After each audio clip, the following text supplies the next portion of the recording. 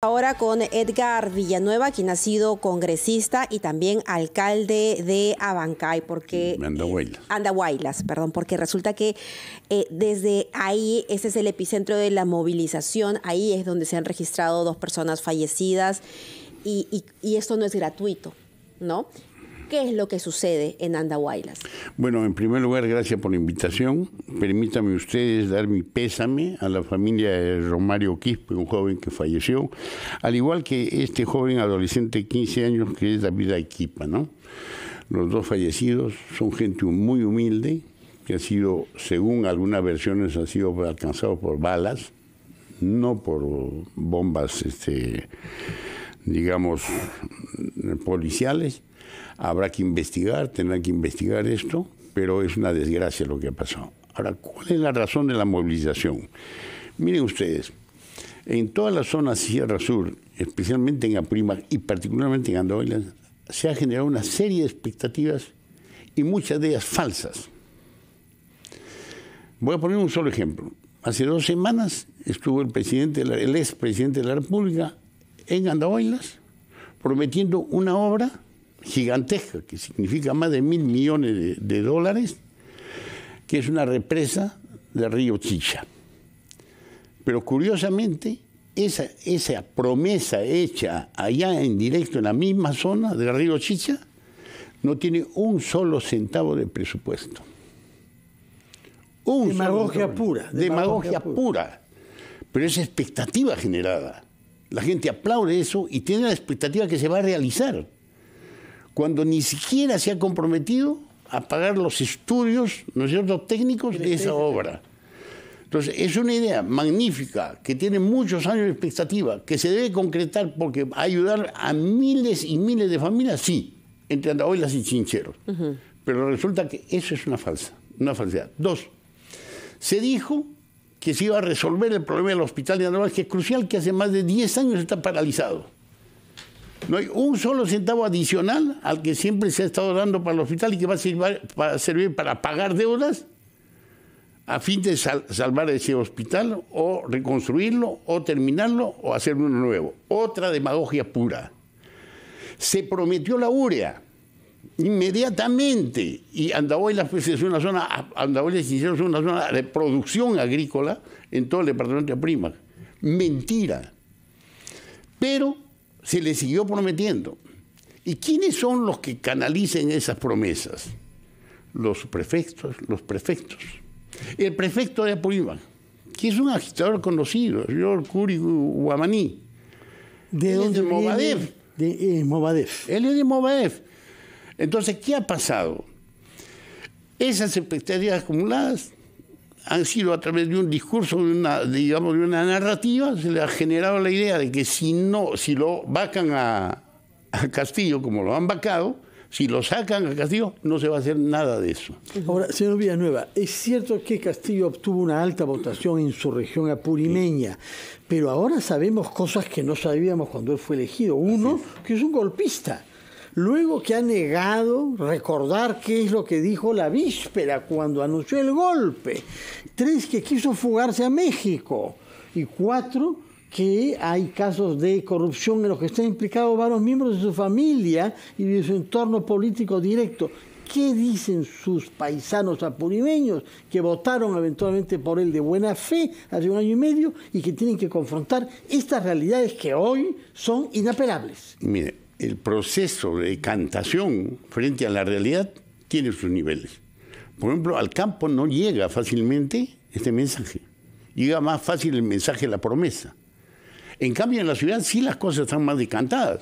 Si ustedes analizan todo el proceso de esta movilización, es básicamente de nuestros hermanos del campo, que tienen esas reivindicaciones pendientes, que tienen ese deseo de que se les cumpla esa promesa. En la ciudad no. Por ejemplo, voy a poner un ejemplo concreto. El día de ayer, que se supone que era el movimiento más fuerte, en la ciudad habían 40, 50 personas en piquetes.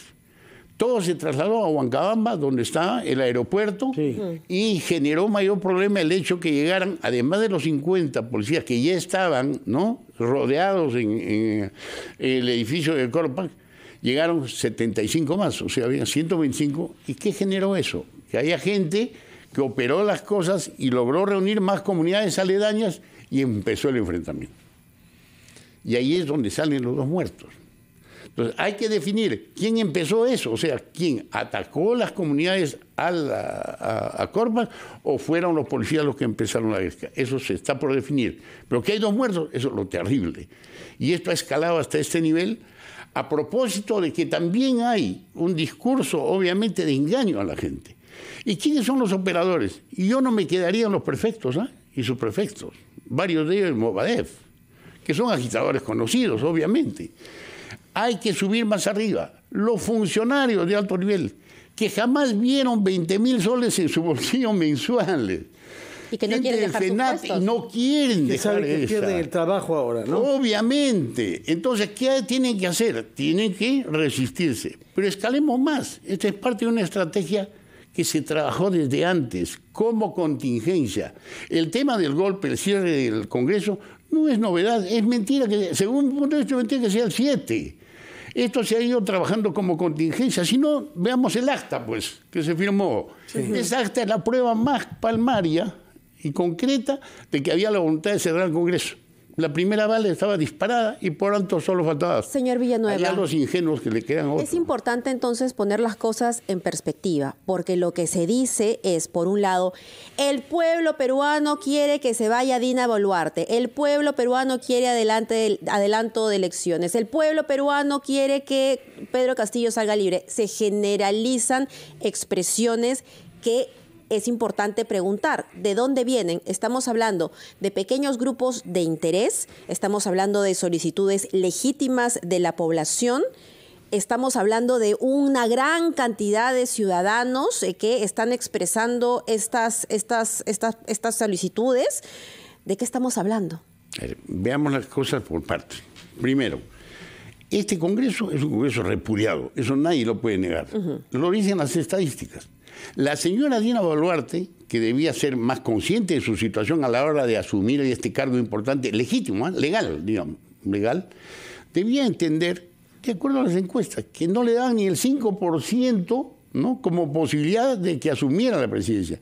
Esa falta de lectura genera pues discursos como las que dio a Cerrazón el primer día, que es legal, pero que podía ser matizada. Por ejemplo, la señora Dina Boluarte podría haber dicho, señores, de acuerdo a ley yo debo terminar, ¿no?, en julio de 2026. Pero siempre estoy dispuesta, eso hubiera matizado y hubiera impedido que los radicales, que ayer nomás gritaban en el Congreso, que el presidente de la República era un traidor. ¿Recuerdan sí, ustedes? Lo hemos visto, y hemos visto algunos de ellos golpeando por la espalda a un colega. Y anoche. Permítame, por favor, ir a una pausa, es la hora en punto, después de la cual seguimos conversando con usted, señor Edgar Villanueva. Usted conoce muy bien su región de Apurímac, que ha sido alcalde de Andahuaylas 2 veces y congresista por esa región, y nos irá explicando qué ha pasado en Apurímac y cómo podemos salir de esta situación de violencia que se ha generado en su región. Primero vamos a la pausa de la hora, Mabel. 26 estamos conversando con el señor Edgar Villanueva, que ha sido alcalde de Andahuaylas, que es la ciudad más grande de Apurímac, no es la capital, pero sí es la más grande, y ha sido congresista de esta región. Y nos ha dicho usted 2 cosas. Una, que las protestas en su región no son a favor de Pedro Castillo, son contra el Congreso y son por la falta de obras producidas ahí, especialmente un gran proyecto de agua que se les prometió y del cual no han visto ni el asomo de un presupuesto. Pero el otro tema que nos ha dicho que es tan importante y poco visto es el tema de la influencia de la minería ilegal. Porque lo que usted sostiene es que ha ido creciendo la minería ilegal en las zonas justamente concernidas por las protestas y ellos temen que se les prohíbe ahora hacer ese tipo de actividad, pese a que hasta ahora contaban con una complicidad tácita de las autoridades del Estado bajo Pedro Castillo. Explíquenos este tema, por favor. Así es. Mira, debo decir con toda claridad que en el tema de Pedro Castillo no hay una opinión mayoritaria de que Pedro Castillo vuelva. Hay una percepción clara de que este señor ya fue vacado legalmente y que lo que se necesita ellos, como tienen una gran bronca con el Congreso, porque este Congreso tampoco le ha resuelto los problemas, y hay una narrativa al respecto que ya lo sabemos desde antes por el gobierno anterior, que todo era culpa del Congreso, obviamente sorprende en la gente. Y 3, pues, lamentablemente, nuestra actual presidenta de la República, siendo apurimeña, creo yo que no hizo una gestión que podía hacerla, articular con otro ministro y llevar algo para su tierra. Y le ha generado esto también una resistencia, ¿no? Pero esto es aprovechado por quienes manejan el tema político. Y el tema grave es el tema de la minería ilegal. Se está contaminando Andahuaylas, y no solo Andahuaylas, Aymara, de varias partes de Apurímac, porque son mineros ilegales. Muy pocos que tienen reinfo, el famoso reinfo, que no sirve para legalizar en realidad, sino para contaminar más. ¿Y esos mineros ilegales en algún momento tuvieron contacto con representantes del Ejecutivo? Yo entiendo que sí, aunque la minería ilegal es más bien materia del gobierno regional, que no ha sabido manejar esto. ¿Por qué? Porque son pequeños, medianos, ¿no es cierto?, mineros, que se consideran artesanales. Entonces, allí tenemos un problema de justaposición y de responsabilidades no cumplidas. Creo, sin embargo, que es fundamental ver el tema de la minería ilegal, porque allí pueden haber habido compromisos políticos para darles toda la libertad de que hagan lo que quieran. Y ese es un problema gravísimo, porque en verdad eso también genera violencia. Compromisos del expresidente Pedro Castillo. De darles, por supuesto, la oportunidad supuestamente de explotar como quieran. Y eso es irresponsable. Yo acabo de conversar en el entretanto, me llamó el señor alcalde de Huancabamba, el Víctor Merino, y me dice: doctor, queremos que nos ayuden a buscar una salida legal. Hay una búsqueda de salida. Entonces, ¿qué ¿por tiene dónde que pasa? hacer? Es José María Arguedas, sí. El distrito donde está toda esa zona, donde es la zona de conflicto. Hay sí una comunidad al lado del aeropuerto que se llama Huinchos, ¿no?, que es otra comunidad que no está adscrita, pero toda esa zona es Huancabamba, que se llama ahora José María Arguedas, ¿no?, es el distrito. Sí. Este señor alcalde está preocupado por su gente, por los fallecidos, necesitan una salida que no sea represiva, sino dialogada. Y si hay esa voluntad, yo le digo a la señora presidenta, no estén esperando que sus ministros vayan voluntariamente, se anoten para ir voluntariamente. Mande usted lo necesario y los ministros ad hoc. Por ejemplo, le voy a poner una sugerencia a la presidenta de la República y al primer ministro. Mande a la ministra de Agricultura. ¿Sabe por qué? Porque el proyecto ese chicha ha quedado en el aire. Y que se vaya a comprometer a que por lo menos los estudios lo va a hacer este gobierno. Los va a pagar, porque no hay dinero ni un centavo. 2, mande al ministro de Salud. Tenemos un problema en el hospital gravísimo en Andahuaylas, 10 años paralizado. Y que vaya con el compromiso que se va a ejecutar ese proyecto. O sea, que mande aquellos ministros que tienen que ver con los reclamos reales. Pueden ofrecer algo realmente a la población. Real. Señor Villanueva, muchas gracias por su presencia, por sus explicaciones, por poner su experiencia de Apurímac al servicio de la comprensión de las razones que explican esto y que, como dice usted, no tienen que ver con una defensa. Permítame 30 segundos, por favor. Castillo. Sí. Solo 30 segundos. En el tema de las elecciones adelantadas, a mí me parece un plazo muy largo, hasta el 2024.